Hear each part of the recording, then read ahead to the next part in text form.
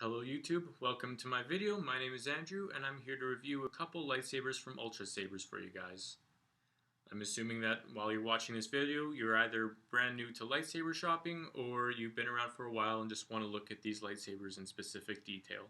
Either way, I'll be showing you both the Aeon Le V4 and the Dark Initiate Le V3.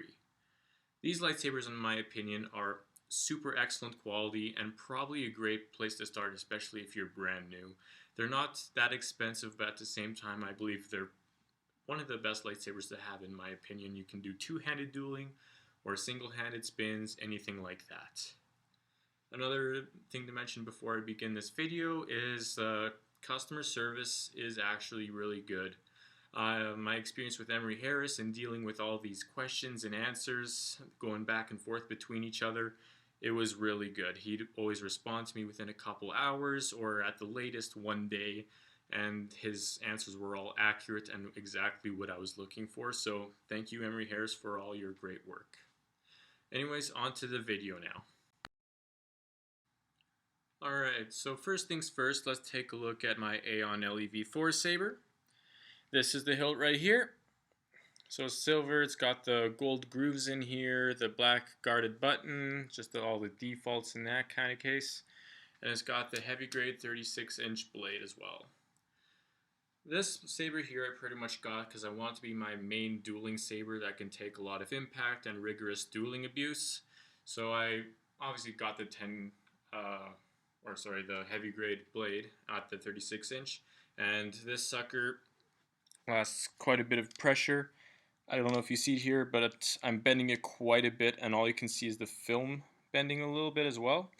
So it's excellent quality. It's a little bit heavier, so it's tougher to swing around, but at the same time, with these awesome choke points on the saber, like you can see here, here, or here, you can still spin it relatively easy, and the momentum actually helps the saber spin pretty decently, and you can get something going quite quickly. As for the color, I got the lights in Guardian Blue, so I'll turn it on for you right here. Looks pretty decent on the camera. The blue looks a little deeper in real life than I would say on there. That being said, it still looks awesome. If I turn off the lights here, you can see it pretty much illuminates the room that it's in very well, and it just looks really cool. It has a lot of the prequel lightsaber blue color look to it, not so much the kind you'd see at episode 4 with the lighter blue look with Luke Skywalker's lightsaber. But anyways, as you can see in the bottom here, I have the default pommel, so the sound comes out a little bit more. It's very loud, and trust me, a lot of people can hear it, especially people upstairs from me. They can hear the sucker moving around and all that kind of stuff.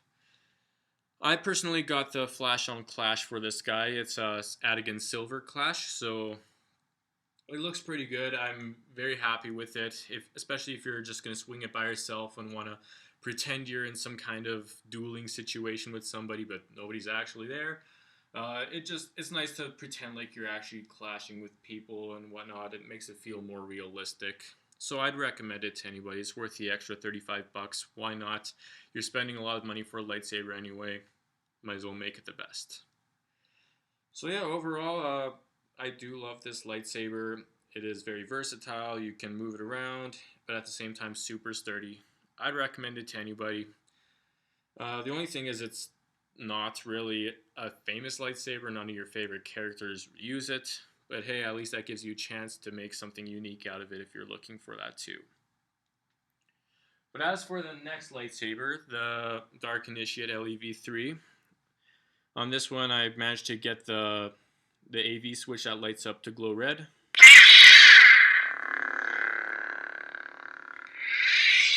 Not exactly something that you need on your saber. I just thought it looked really cool, and especially on a Sith lightsaber, red's awesome. You want to make it look pretty menacing, and that helps do the job.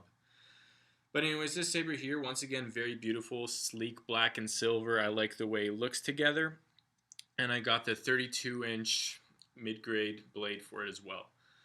So this thing is going to be swinging a lot faster. It's going to not to take quite as much abuse because it does have the mid-grade blade, but I figure the mid-grade blade shows off the red color very well, and I'd recommend it for anybody with that. That being said, it also holds up very well in dueling. I've dueled with it a couple times already, and honestly, I only see a handful of scratches, if any at all, and it holds up very well. But yeah, if you're wondering, these blades do swing around pretty great. That's why I like the lower down hilts, because they are more skinny and they have more of the choke points. So it helps my lightsabers swing around really fluently and looks really cool, kind of like the prequel lightsaber fights did. You're not so much the two-handed poking at each other and doing the large slashes, but you're doing all the flips and spins. Just to give you a quick demo of how these things work, they spin quite fine.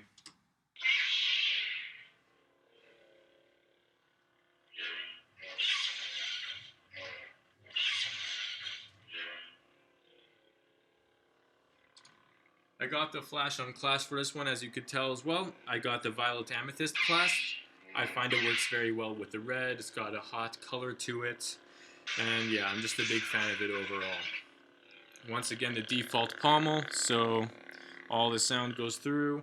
I don't really think the pommel's that necessary if you want to get the upgrade, but once again, if you want to make your lightsaber look unique, it does a perfect job of doing just that.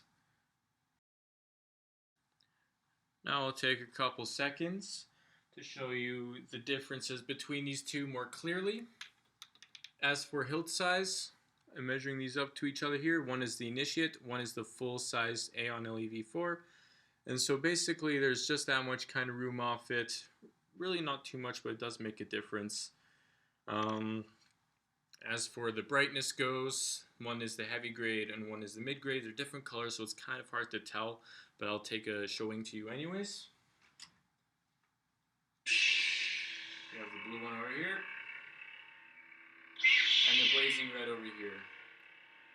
They both do a tremendous job,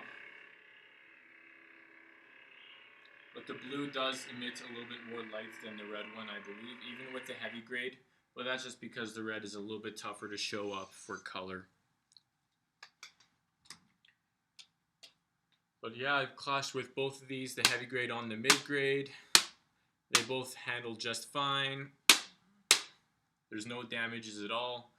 So if you're worried about the mid grade failing against the heavy grade blade, it doesn't really, just be careful, don't go around swinging it full blast and trying to smash it, unless you want to try to make a video proving that point.